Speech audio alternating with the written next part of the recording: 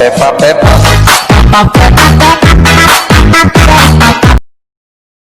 warahmatullahi wabarakatuh. Perkenalkan, nama saya Ulis Kurniawan. Di sini saya akan menjelaskan tentang pengertian pendidikan kewarganegaraan, 2, landasan hukum pengertian pendidikan kewarganegaraan, dan yang terakhir maksud dan tujuan.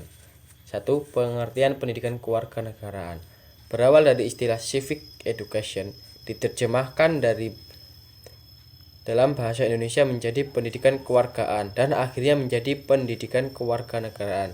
Istilah pendidikan kewargaan diwakili oleh Azra dan tim IC Indonesia Center for Civic Education dari Universitas Islam Negeri Jakarta. Sebagai pengembang civic education pertama di perguruan tinggi, penggunaan istilah pendidikan kewarganegaraan diwakili oleh Wani Winaputa dan kawan-kawan dari tim CICED, Center Indonesia for Civic Education. Menurut GAR, citizenship of civic education is construed to encompass the prepare of young.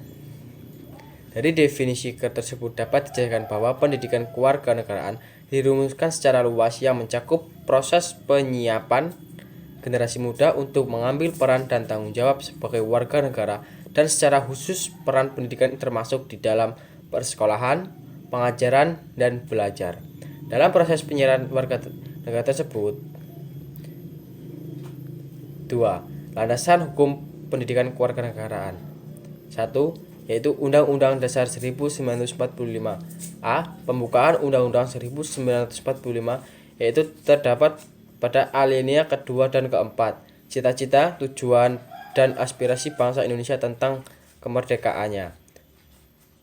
B. Pasal 27 ayat 1. Kesamaan kedudukan warga negara di dalam hukum dan pemerintahan. C. Pasal 27 ayat 3. Hak dan kewajiban warga negara dalam upaya bela negara. D. Pasal 30 ayat 1. Hak dan kewajiban warga negara dalam usaha pertahanan dan keamanan negara. E. Pasal 31 ayat 1.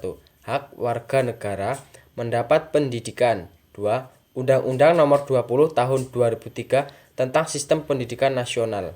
3.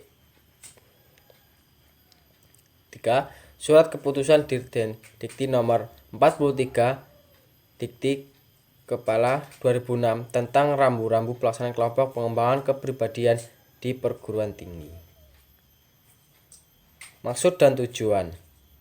A. Tujuan, yaitu untuk memberikan pengetahuan dan kemampuan dasar kepada mahasiswa mengenai hubungan antara warga negara dengan negara serta pendidikan pendahuluan bela negara agar menjadi warga negara yang dapat diandalkan oleh bangsa dan negara.